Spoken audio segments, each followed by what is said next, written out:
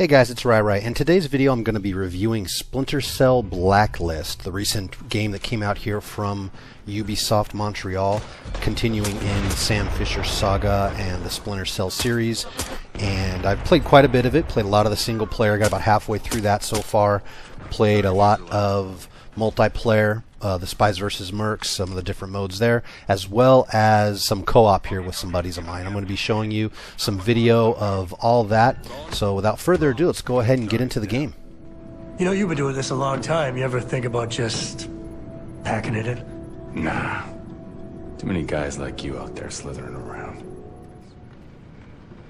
The first thing you notice when you get into the game is the menu system is kind of changed, and they're using what they call the Paladin, which is a big cargo ship that you and your team have converted into a mobile operations base.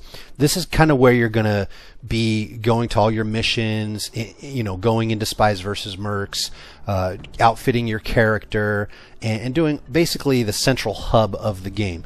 And I actually kind of like it. I think it's really cool that they've instituted a system where you don't have to flip through menus. It's actually an interactive kind of menu system in a way where Sam actually can walk around, talk to other characters in the game, get objectives, get information that way. You can go into your SMI, which is your kind of information map that you then go to customize your character, check out what's happening on ShadowNet and the social feed, you know, unlock weapons and items, or even go into the actual missions that you choose to go into right from there. It's really cool. I think it's a great way to kind of tie the game all together, you know, with things like co-op and multiplayer, not seeming like I'm going to go to a separate menu for co-op or multiplayer. It's all kind of tied in and around the Paladin and the SMI. That's one of the things I noticed right away. I thought this is a nice little twist. You can also upgrade the Paladin to do different things like, you know, have faster health regeneration, you know, unlock certain special weapons and black market items, things like that that you can do. And by doing that, you actually get an XP multiplier, which I'd suggest definitely spending points in that right away, getting those multipliers up that way. Just everything you do kind of levels you up a little bit faster. Now, the single player campaign is kind of your standard Splinter Cell affair. It's basically a group of terrorists that are threatening to take down the United States through a series of, you know, large-scale terrorist attacks, and you, Sam Fisher, and Fourth Echelon are deemed to stop them at any and all costs by the President of the United States. So you fly around in the Paladin, going from mission to mission, gathering intel, and, you know, taking out these terrorists as you go. It's nothing new, nothing we haven't really seen before in the Splinter Cell games, as well as other various military spec op type games. But it does service the story well. It does service the game well, and it's, you know, it's kind of what you'd expect, and, you know, what you wanted. There's no real big, as far as I've dealt thus far, no real big jaw-dropping moments. But again, I've gotten through about half of the single-player campaign, and thus far I like it.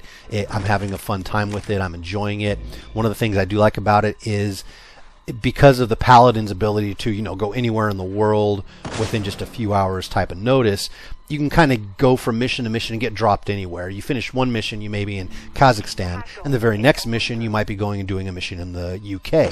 So you kind of always have this wonderment of, where are we going to go next? I finished that mission, where are they going to drop me now? This game does have lots of replayability. Not just because of the difficulty levels that they offer, going from, you know, rookie and normal levels all the way up to, you know, very hyper-realistic levels, but also because of the different play styles that they allow. The ghost style, stealth style that we were used to in the old Splinter Cell games is back. I know it went away in Conviction, and Conviction had what they called this Panther style, which is still there as well. If you'd like to play with the Panther style, the mark and execute type of style they introduced in that game, that's here, that's available. But they did reintroduce the ghost style of the old Splinter Cell games, where Sam Fisher hides in shadows, uses gadgets, silent stealth takedowns, you know, things of that nature that really benefit the gameplay style well. And you can also earn points by going full on an assault style, using explosives, non-silenced weapons. That's available for you as well. They have, all kinds of, kits and loadouts and weapons and gadgets that you can use if you would like to say, you know what, I want to just go full bore and play as an assault character and just go in there Rambo. You can do that as well, which is really cool that they have so many different play styles that you can use. And it gives a chance that, hey, you know what, if I finish on Ghost, I master the Ghost style, well, now I want to go try and play that Panther style. Or maybe this specific mission, I want to go in and play as an assault character. Those options are now available to you to play other than just the one style that we had in Conviction and the Ghost style that we saw in previous games. Now, I do have to admit, one of the major drawbacks I found when playing this game, and I'm a longtime Splinter Cell fan, have played every game in the Splinter Cell series. One of the major things I noticed is, and you'll notice it too, is Michael Ironside's iconic voice at work as Sam Fisher isn't there. And it really does, especially initially, the first couple hours you're playing, just doesn't feel like it's Sam Fisher. It just pulls you, so far back from that because you're expecting and used to hearing Ironside's iconic voice there, and it's just not there. And he became kind of synonymous with being Sam Fisher. And though the voice work in this game is not bad, the actor playing Sam Fisher in this game it's fine. It's very serviceable. It doesn't I wouldn't say it's bad by any stretch of the imagination.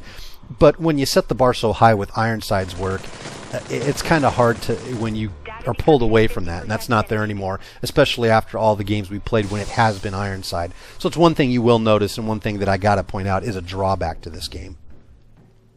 Now, aside from the campaign missions, you have what they call these 4E missions, which are like side missions that some you have to play as co-op, especially the missions you get through Briggs, which is your co-op partner in the game. Others you can play as co-op or just go solo if you'd like. They all really are kind of add a bit of variety to the game. For example, the missions that Anna Grimm's daughter gives you, you have to go completely stealth. You can't be detected or the mission's over. Giving it a high level of challenge and skill to complete those missions at the higher difficulty levels.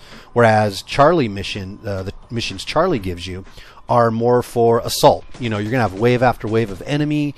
You have to take them out. You can play it, as an assault style, using frag grenades, using, heavy explosive mines, things like that, to kind of get through the different waves. So they give a different feeling of variety, different ways to play. Again, having the ability to do many of them, most of them in co-op or solo, is a nice touch. And if you complete them all, for example, you'll get special items. If you complete all of Coben's missions, you unlock some ceramic armor that you can then purchase. So there's different benefits to also doing these missions aside from just getting the standard money and XP. Now on to the multiplayer, which they're calling Spies vs. Mercs. I was a huge fan of the Spies vs. Mercs gameplay in Pandora Tomorrow and Chaos Theory. I loved it. I was really disappointed that Conviction didn't have a multiplayer component such as that in there.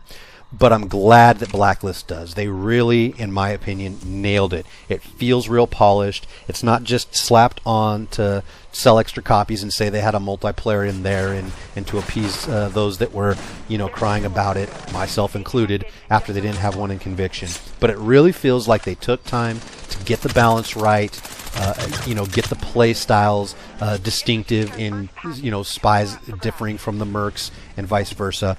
And the various game types to choose from are really nice. They have ones where, you can play the old classic Splinter Cell Spies vs. Mercs with the flashlights and the night vision. Those maps are a lot darker than the maps would be in the standard Spies vs. Merc Blacklist mode, for example.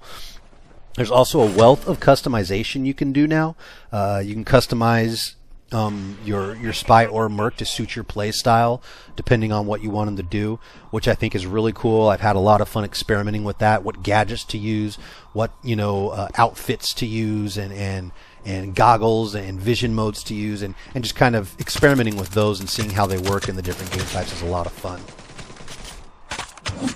Now, the gameplay in the multiplayer for Splinter Cell Blacklist is tension-filled, and that's whether you're a spy trying to complete a hack and you got 3 or 4 mercs bearing down on you and you're trying to escape so your teammates can get in there and help you out, or if you're a merc hunting a spy in a dark corner and you know that he might be around that corner and he might be able to get that melee kill on you, and you're trying to shoot as you go around the corner. It's just, there's a lot of tension in the gameplay, but it's a lot of fun at the same time.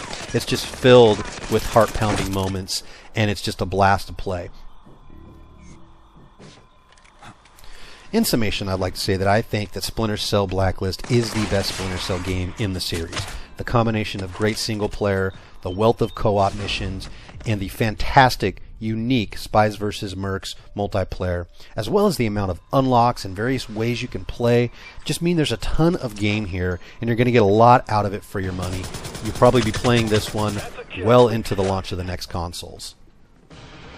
Well, thank you for watching this video. I do appreciate it. Please be sure to hit like and subscribe. Until next time, this is Rai. Take care.